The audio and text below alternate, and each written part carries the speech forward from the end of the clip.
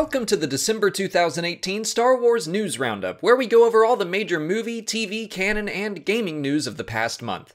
Things were pretty light in movie news. Empire magazine is claiming that John Boyega has confirmed Episode 9 will take place 1 year after The Last Jedi, but they don't provide an actual quote or anything, so I'd take that with a grain of salt. Director Kevin Smith also got to visit the set for a week, and he claimed he saw things from across all the movies, saw the biggest set he's ever seen, and saw a career-best performance. Like I said, it's a slow news month, but I'll take what I can get. Moving on to television, Lucasfilm has finally officially announced Pedro Pascal as the main character in The Mandalorian, along with Gina Carano, Giancarlo Esposito, Emily Swallow, Carl Weathers, Omid Abtahi, Werner Herzog, and Nick Nolte rounding out the cast. That's a fantastic sounding group if you ask me. They also announced Ludwig Göransson as the composer, who has previously done great work for Black Panther, Creed, Community, and more. And finally, on Christmas Day, Jon Favreau shared a picture of IG-88, so we can safely assume that we will see the droid bounty hunter take part in the show as well. The Cassian Andor series has hired Stephen Schiff as its showrunner. He's known for his previous work on the FX show The Americans, which is another spy story. I actually started watching it after this announcement, and so far it's definitely intense and thought-provoking. I can see him doing some great stuff with Cassian and his troubled history. In book news, Thrawn Treason by Timothy Zahn was announced for a summer 2019 release. Thrawn's loyalties will be tested when Eli Vanto returns with dire news from the unknown regions. I'm always excited to read more Thrawn stories. A new comic series surrounding Darth Vader was also announced, likely as a replacement to Chuck Wendig's cancelled Shadow of Vader. This 5-issue run will be called Vader Dark Visions and will supposedly show us a side of Vader we've never seen before.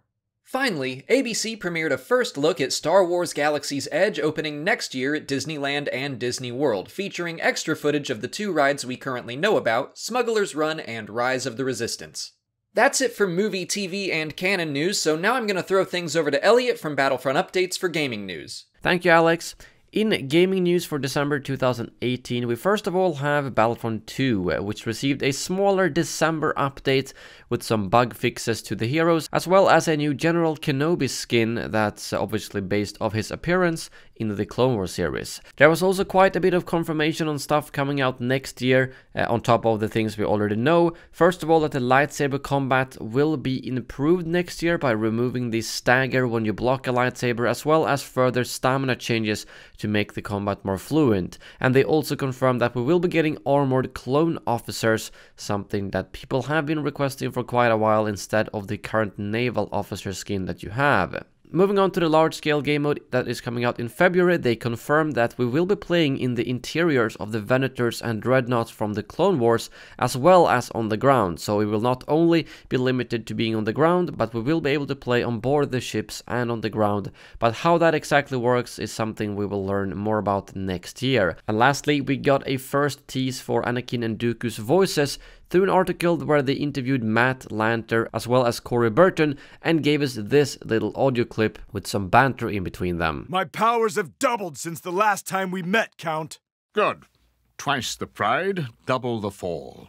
This is an unedited clip though without any effects, which might be why they don't sound 100% accurate to the Clone Wars series. Dooku is coming out in January and Anakin in February. As for Galaxy of Heroes, they added a Grand Arena game mode, which is a tournament style PvP where you face off against other players in 1 versus 1 matches in a group of 8, and the more you win within the group, the better rewards you get. They also added a new character, C-3PO, through a legendary event in the middle of the month. As for Star Wars Force Arena, the developers have now confirmed that the game is actually shutting down in March next year, and you can no longer spend real money in the game. It's always sad to see a game go, but it seems like there was no surprise to the people actually playing this game, as it didn't have the best reputation for being a very good game, and it also contained a lot of pay-to-win mechanics, so maybe in the end it was for the better that the game was shut down. Star Wars Battlefront 2 was also added to Origin and EA Access, so you can now access that completely free if you do have Origin or EA Access, and they also added some classic Star Wars games to Origin,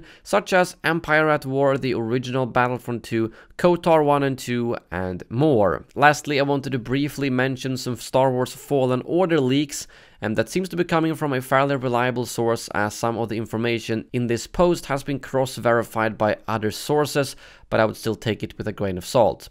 The source claims to have taken part of a marketing presentation from Disney, so he does have some bullet points on different things, including Fallen Order. So according to him, the game will be released in November next year and will take place 5 years after the Revenge of the Sith. He said the main character's name is Cal, and there has been a lot of speculation if this could be Kanan, also known as Caleb Doom, as that would line up with the name Cal, but it's only speculation as of right now. And lastly, he did also say that he heard the Inquisitors being mentioned, more specifically the 9th and 2nd sister, who might show up as one of some of the main protagonists in the game. But that's all for the gaming news of December. Now back to Alex.